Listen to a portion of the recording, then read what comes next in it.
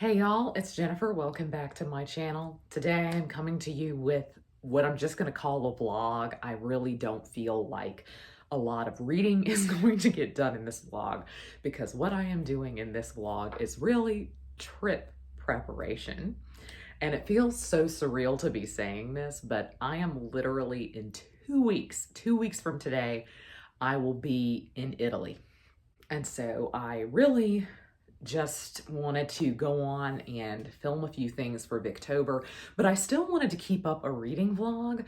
I don't know at this point whether or not a lot of reading, particularly reading strictly for Victober, will get done in this vlog. For the most part, I have tried to pre-film a lot, and I started my Victober early, which I tend to do. Sorry, I keep getting notifications. I posted a reel on my journaling Instagram a couple of days ago, and all of a sudden now, a couple of days later, it's like getting picked up by the algorithm and people are looking at it. I really don't understand Instagram. That could be an entirely different subject. So I'm trying to get a few last minute things done this week so that really the week that we go is not a time that I have to be stressed at all. So I'm trying to get a few things in order this week. So today it is Monday.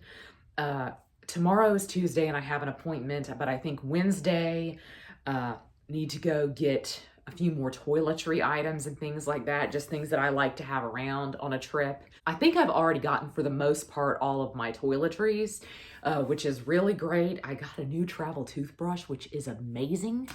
It is an electric toothbrush in like this neat little case, which I'm sure I will show you. And I just love it. And so I'm kind of going down my list, or really in the end, I'm trying to create a list of things that need to be gotten done, especially this week. I am not somebody who likes to scrounge around. The day before I leave, it's not a day of stress. Nothing's getting done. It's all going to be done prior to that because I actually leave on a weekday. And so I really want to make sure that everything is in order before I leave work, things like that. So really the fact that I have so much to do makes me think that I probably am not going to get a lot of reading done this week, sad to say. But I'll tell you, I have gone rogue on my Victober TBR and I have downloaded another Wilkie Collins book, which I started reading yesterday, and it is Hide and Seek. I think it has not really gotten me right off the bat. This is one of Wilkie Collins's earlier novels. I think it is his third published, and I know I'm supposed to be going in chronological order, and I said I was going to do that. And so technically I should be reading Basil, and maybe I should go back and download that. But I thought Hide and Seek sounded a little bit more like a mystery novel, which really excited me, and that's kind of what I'm on the hunt for. I also have A House by the Churchyard by J. Sheridan LeFanu on my Kindle. And so I'm interested in maybe getting to that because I really loved Uncle Silas. So those are kind of my Victober options. My head's been kind of hurting me today because I've done a lot of pre-filming and editing and everything, so I don't really want to do any more screen time, which makes me think that maybe I should read a physical book.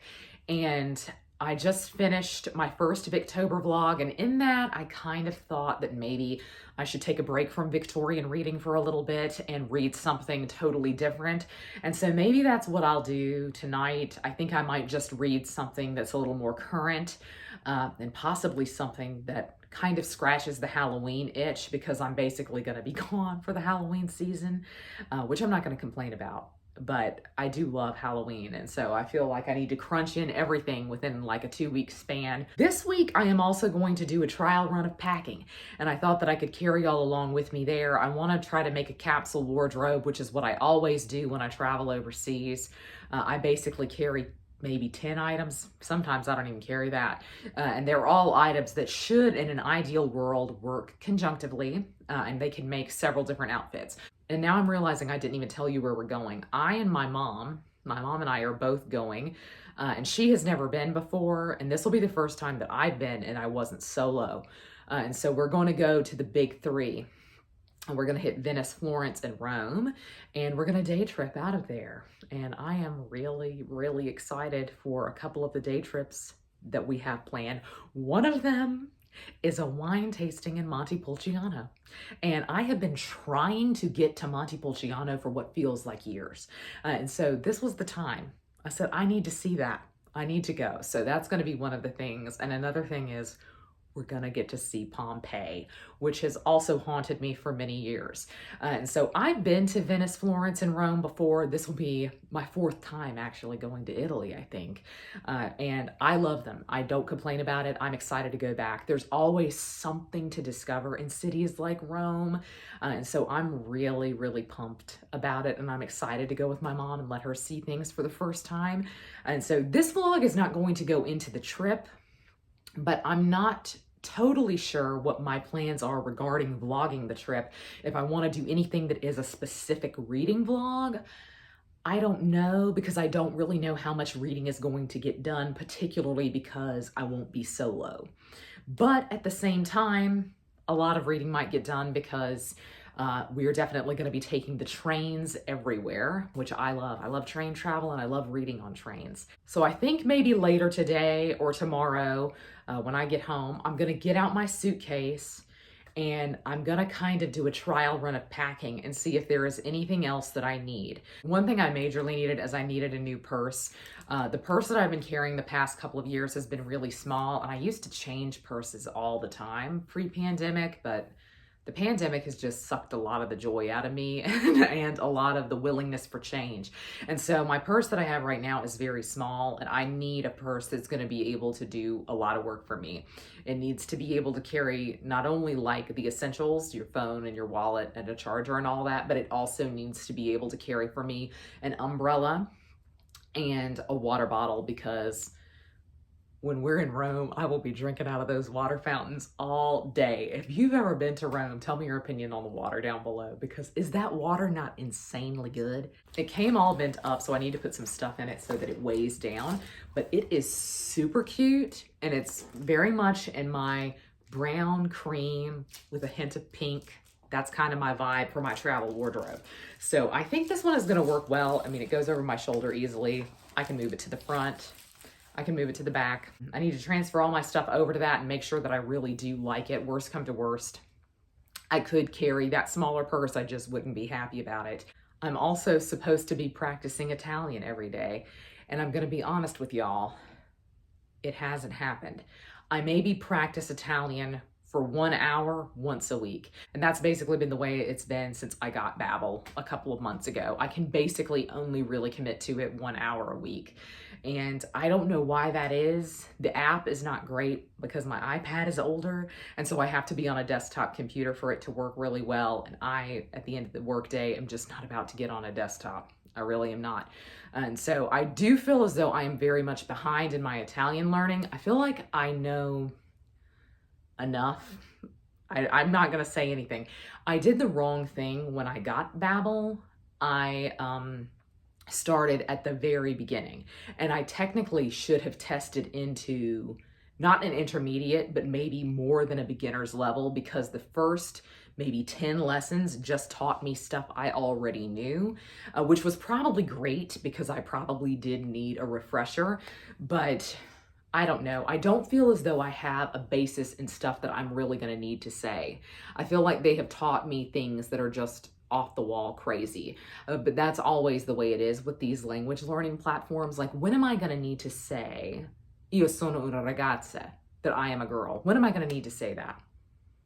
I don't know. I do know io prendo un spritz, which is I'll have a spritz. Last time I went to Italy, I used the word vorrei, which is kind of I would like, which I think is a little bit more formal. And so I think I said all the time vorrei, but now maybe I'll use prendo. I'll incorporate that. And I'm trying to learn we, because it'll be me and my mom, and she has no Italian. So I'm going to try to learn that. We are going to big places, so it doesn't feel like it's gonna be that scary. I have been in very small towns in Italy and in France where basically everyone you came into contact with had no English. And so I just feel like it's common courtesy, first of all, to learn a bit of the language when you're going to a place. But second of all, it helps me feel more confident. I will say I feel pretty strongly about my ear for Italian, but I think that's just due to my Latin background. So I need to work on that. That needs to be a priority every day for the next 2 weeks to make sure that I'm practicing that. I can count up to 100. I know food words, very key. I know how to order at the bar, al bar, for coffee and things like that. I know how to order at restaurants. The only thing I don't really know are just like some basic average questions. Like I know che ore sono, which is what time is it? But I don't really know other kind of average customer service questions. So I feel like I need to bulk up on that. So this week is going to be kind of busy and it might be kind of stressful, but I thought I would carry y'all along with me.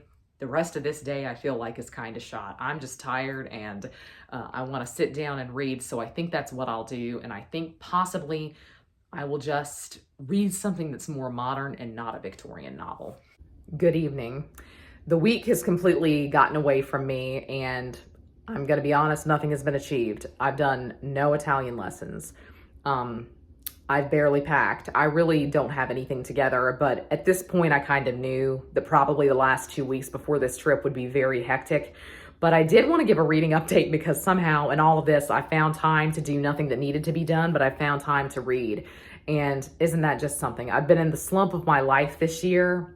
And when I've had time to read, I haven't wanted to. But now that I technically don't have time to do it, that's all I want to do is read. So I'm still reading Hide and Seek by Wilkie Collins. I don't know if I told you that I started this. I think I was debating whether or not to carry on with it right now, but I'm about halfway through this, and this is a strange one.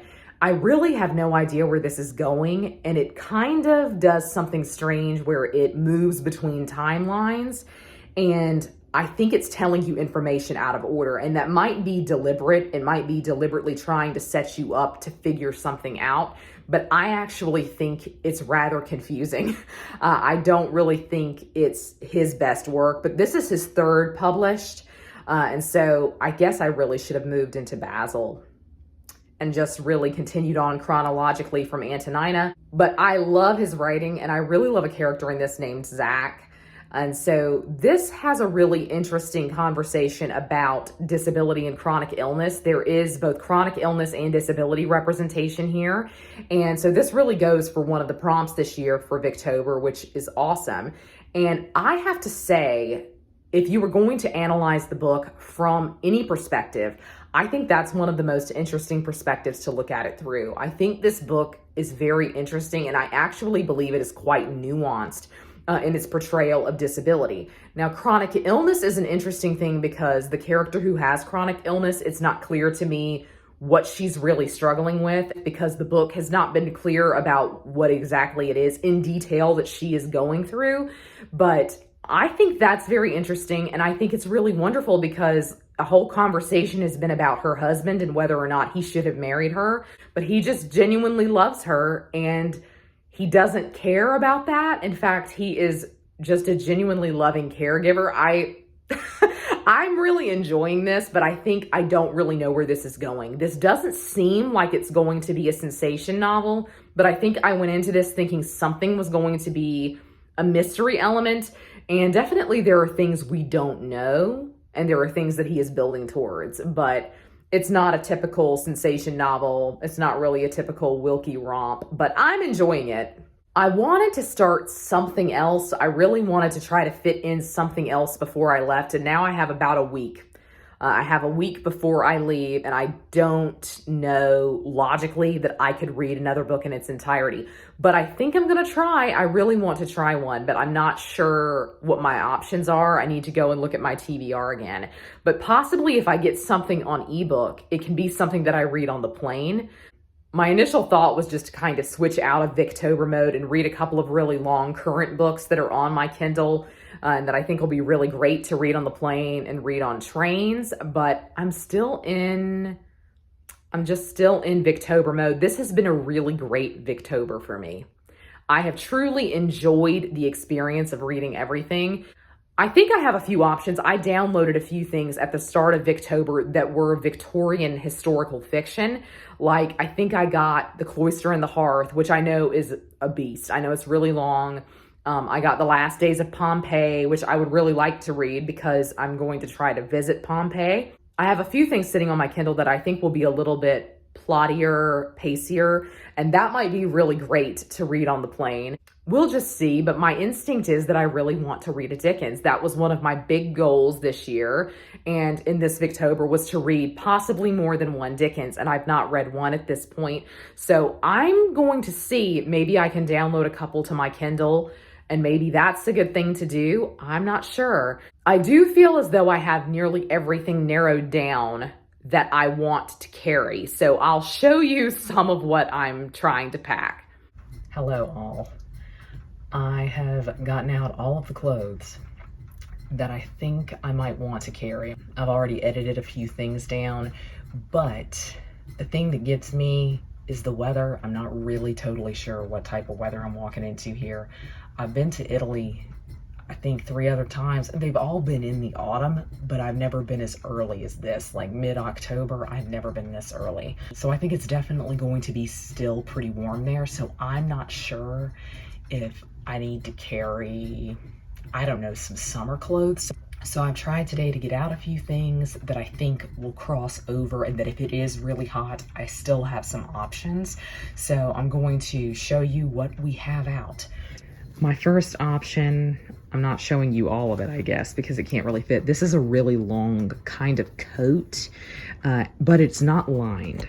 So it's not very thick. I don't think it's going to be all that hot, because I think it's going to be pretty chilly in Venice, for example. Rome is my big fear. I feel like it's probably going to be pretty warm when we're in Rome. So this is an option here. I also have out my rain jacket because as of right now, it looks like there is a good chance of rain everywhere we are going. One thing I got out potentially for warmer weather is this little tank top that I think, at least since it's black, it still kind of registers as maybe something autumnal. I have several plain shirts laid out in a stack, a dark green one, a cream one, and a brown one, and they're all in this kind of ribbed fabric that I truly do not think is going to wrinkle. So that's really why I wanted to include these, but they're all short-sleeved. So I'm kind of wondering if maybe I am overestimating the weather and I'm thinking it's going to be really warm. I also have this short-sleeved shirt that has this wheat design, and I think this is going to be nice and breathable. Again, if it is potentially hot, I think this is probably going to be a really great option. And then I still have some sweaters and everything, so I can layer up. But my real concern is, what if it's hot? I'm very hot-natured. When it's above 70 degrees, I'm hot, especially when there's no air conditioning. So I really would rather be on the chillier side. So most of what I have in terms of tops are short-sleeved. I've got my little tote bag to roll up and keep in my purse so that I can always pick something up when I need it. So I have that to roll up. I have a dual belt, black and brown. So definitely that's coming because it can go with everything. I have this kind of midi skirt that is in this red. I have carried this to Europe every single time I have gone.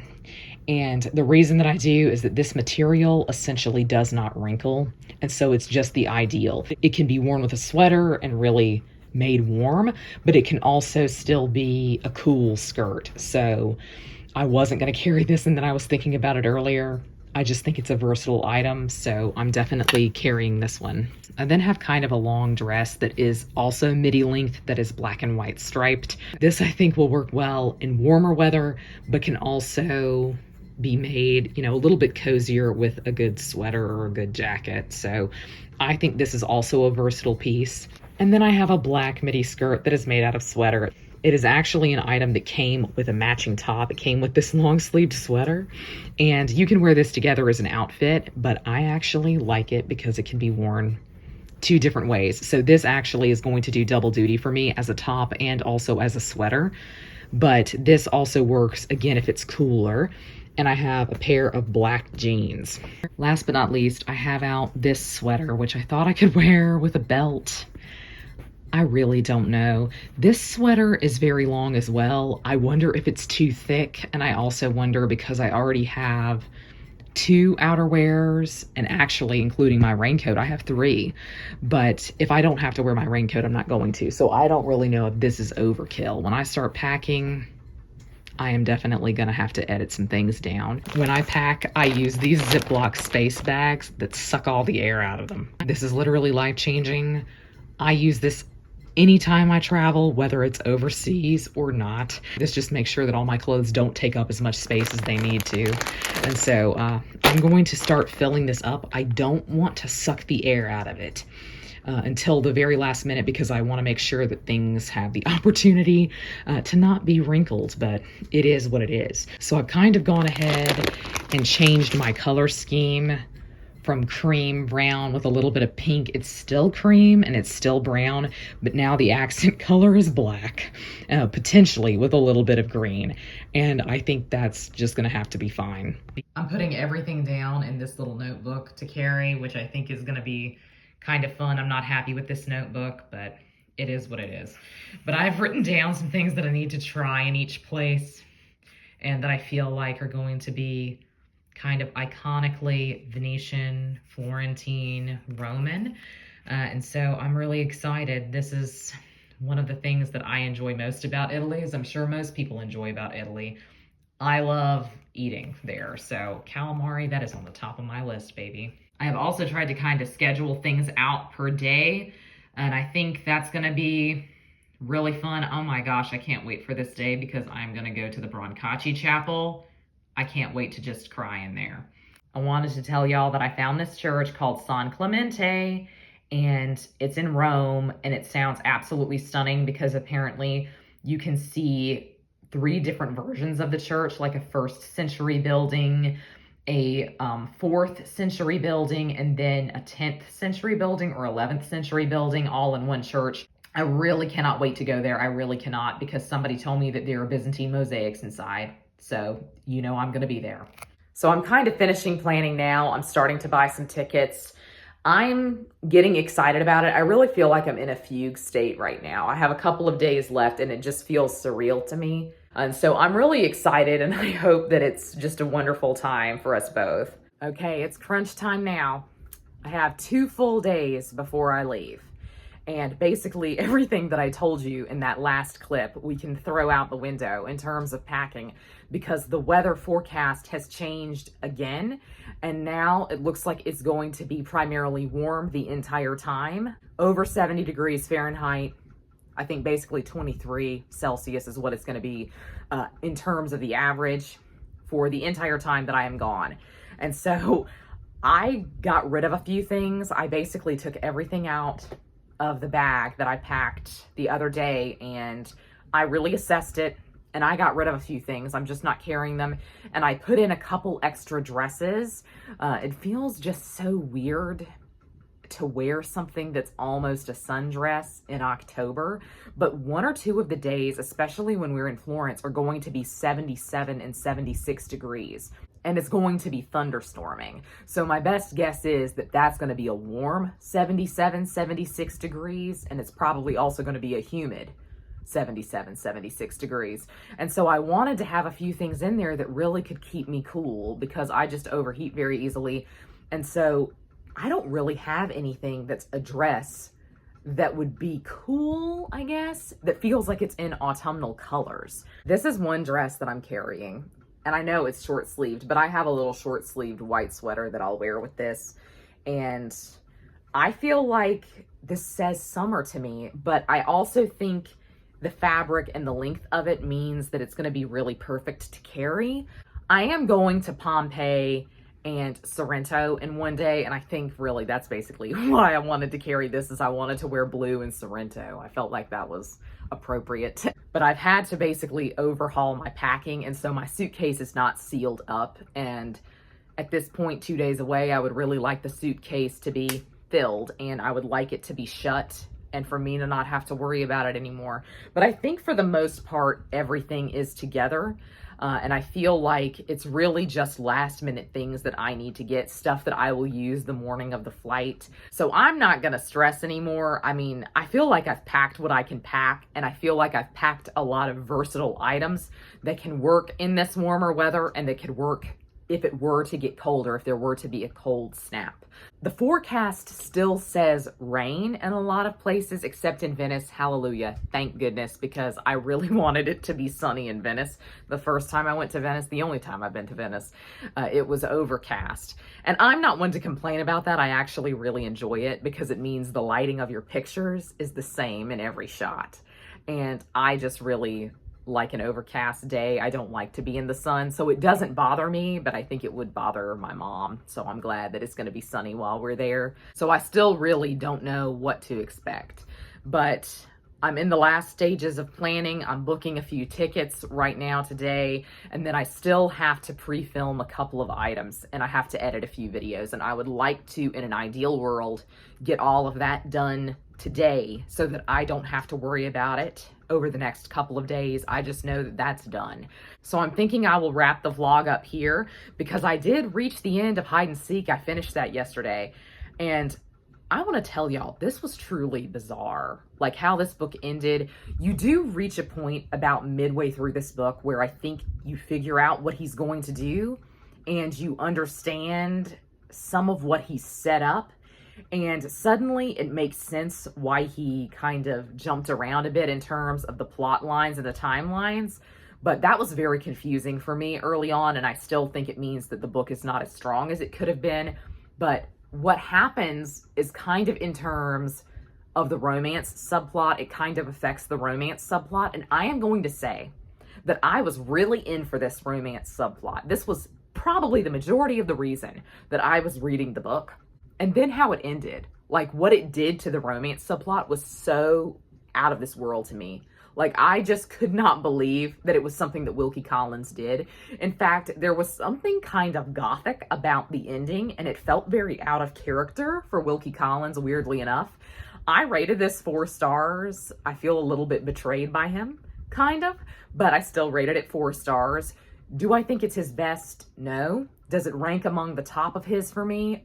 Also no. And I think were this my first Wilkie Collins, I don't know that I would be eager to carry on with him. I don't know that I would be really excited, really pumped to read more from him. I really had fun reading it, and it was Wilkie Collins. So, I mean, there was charming writing. There was kind of a subplot that was about art that I just truly loved. As with most Wilkie Collins novels, a lot of this hit a lot of personal marks for me as a reader, and I just thoroughly enjoyed it for the most part. What I really wanted to do, and why we're up here, is I wanted to take you through some of the books that I am in the middle of. If I can do it, I would really love to clear off some of the books that I am in the middle of. There are several Victorian novels that I have started and never gotten any further with this month, and I'm not really sure why. I'm definitely in that kind of fugue state right now where I don't have any focus, and so I am just reading things and then setting them down. One thing, though, that I can't believe I've never carried on with is The Mayor of Casterbridge by Thomas Hardy. This is the group read. I started reading this the first weekend of Victober, and it feels as though I've not picked it up since then, and that very well may be true. For the past week, not a lot of reading other than Wilkie Collins has gotten done. I was really enjoying this too, so I'm shocked that I didn't come back to it and didn't pick it back up. But I would really, in an ideal world, like to finish this out over the next couple of days. I don't know that it's doable, but I'm thinking that I would like it to be a priority because I just don't think 2 weeks from now, when I get home, that I'm going to remember where I was in this. I really don't. Unless I fully switch to the audiobook and I use the audiobook while I'm gone. And that might be a good idea. That might be what I do. I really like to listen to Thomas Hardy on audiobook. In fact, I often have to utilize audiobooks to understand his writing sometimes, since he writes a lot in dialect. So I feel like maybe that's an option. So maybe I should just turn over to audiobook and not stress about this. This could be something that I listen to on the train. The big one that I have essentially DNF'd for the time being is Nicholas Nickleby. I have no regrets here. I think I did the right thing when I put this down because I could sense that I was kind of going into a slump. I know that I'm not going to come back to this before the month is over. There's just not a chance of it. And I'm certainly not going to finish it even if I do come back to it. So I'm just going to consider this one a slight DNF for the time being. I'm just not in the mood for it right now. On my Kindle, I am in the middle of at least 2 other books that are Victorian classics. One of them is The Stones of Venice by John Ruskin, which is a behemoth work of nonfiction about Venetian art. And I intended to fully read this before I went to Venice. And that most certainly is not happening. I'll be in Venice in less than a week. I'll be in Venice in 3 days. And I am 2% into a 1,000 long page book here. So unless I have Miracle of Miracles, I have just the desire to power through it on the plane, this one is not getting finished. But that's okay. That's okay. I have several books that are set in Venice on my TBR that I really want to read while I'm there. Apparently, I am most excited about going to Venice because I've planned all of my reading around Venice, but I'm going to read The Haunted Hotel by Wilkie Collins there. And I know everyone hates that, but I'm excited about it. But this one is still on the go, The Stones of Venice, and I think I'll probably try to finish it out, if not now, in Nonfiction November. I also started Varney the Vampire the other day, which is a penny dreadful, and weirdly enough, I feel very positively towards this one. I really am enjoying this. This is just also extremely long, and I didn't know if I really wanted to give it my full attention.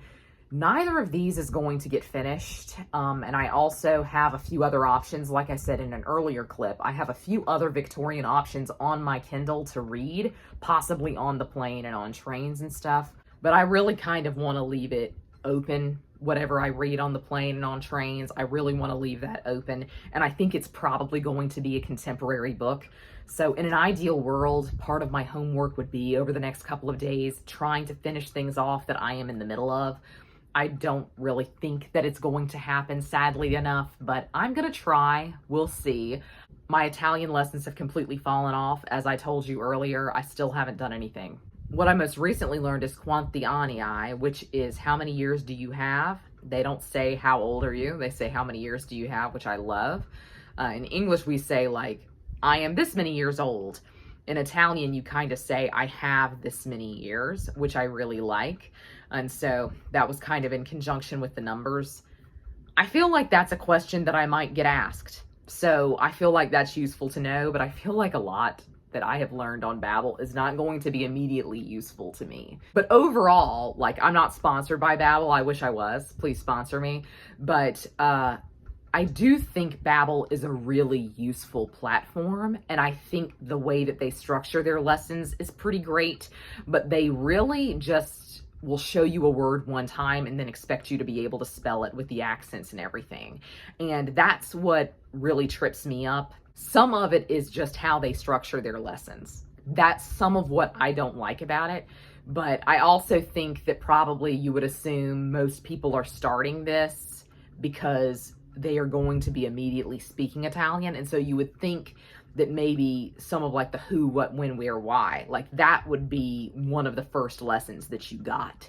But I'm sure they know better. Like, what else have I done besides Duolingo? And there are a lot of issues with Duolingo too. So we will see. I feel not confident. I'm not going to say I feel confident, but I feel like at least my ear is pretty good. So I think I'll hopefully be able to understand people. I just probably don't have very much to say back to them. I'm sorry that this vlog didn't have very much reading in it, but I think it's probably for the best if I go on and end it here. I will talk to you in another video. I believe when you see this, I will either be there or I will be home, believe it or not. So I hope you're all having a great week. Happy reading. Happy Victober. Goodbye.